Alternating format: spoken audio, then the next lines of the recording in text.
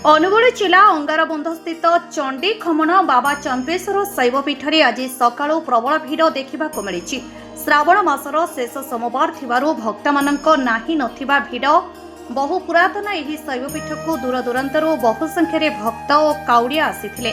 राति प्राय 3टारे मंदिर खोलिवा पूर्वरु ही बाबांक दर्शन पाई काउड़ियांक लंबा धाड़ी लागिथिला। अंगारबंध मंदिर परिचालना कमिटी तरफरु समस्त सहयोग करथिले। एथिसह अन्य दर्शनार्थीଙ୍କ ମଧ୍ୟରେ ମଧ୍ୟ प्रबल भिड़ परिलक्षित होइथिला।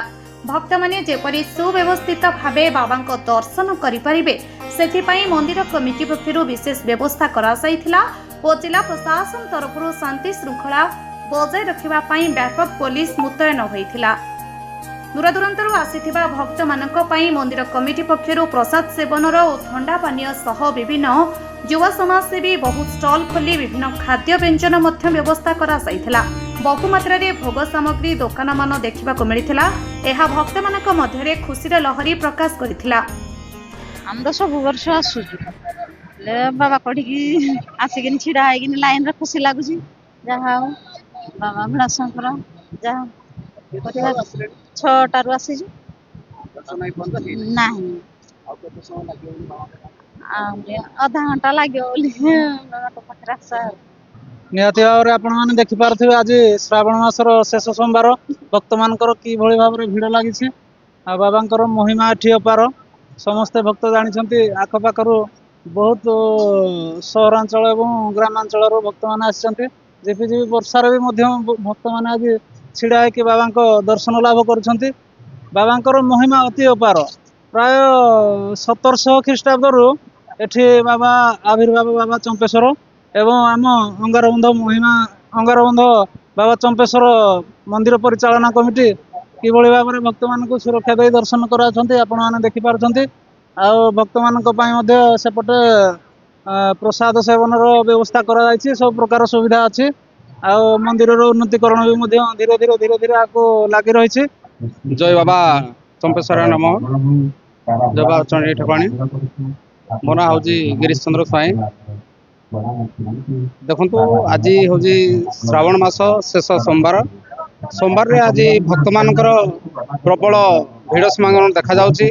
जो भक्तटी आसुची से लाइन बांधी आमर सुचारू रूपे भल भाव आम परिचालना कमिटी से तार दीर्घ आज को प्राय 1700 ख्रीष्टाब्द पूर्वर के भी जानू जहाँ सतपुरुष से जहाँ कही आसते आम ता भी आज गाऊे।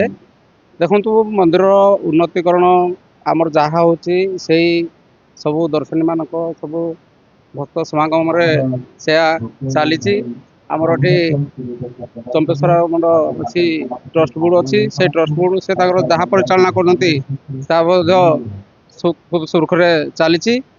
मो ना सुभद्रा साहू मु कांगुलारू आसीची। एठारे लोक मानकर बहुत भिड़ होईची। श्रावण मासर शेष सोमवार हेतु अधिक भिड़ लगुची। आ भोलानाथ दर्शन करबा तो समस्त भाग्य रे थिले मिले। हे गलानी 10 वर्ष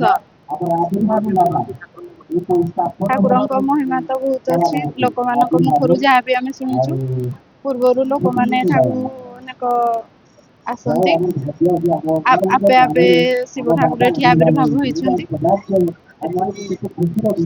जय बाबा भोलाशंकर। आज आमर श्रावण मासर लास्ट सोमवार आज आम ये चंपेश्वर मंदिर पाखे बहुत भक्त भाई दर्शक माने दर्शनी माने बहुत गुड़े भिड़ लगी। एठी आमर बाबा भोलाशंकर जी जहाँ मागिची से ता पाइछि। जेबे तमे बाबा भोलाशंकर पाखे प्राय मो जाना जेजेबापा अमलर पाखा भी जाना था जे एठी आमर कौन भक्त को साप कामुड़ा कौन रोग है सी आसीना एठी आमर अधिया पड़ती 7 दिन पर्यंत 7 दिन पर बाबा भोलाशंकर 7 दिन भितर बाबा भोलाशंकर तांको बर प्रदान करती सी रोगी भल हो जाए घर को जाती। अनुगुलरू जितेन साहू का रिपोर्ट उत्कल मेल टीवी।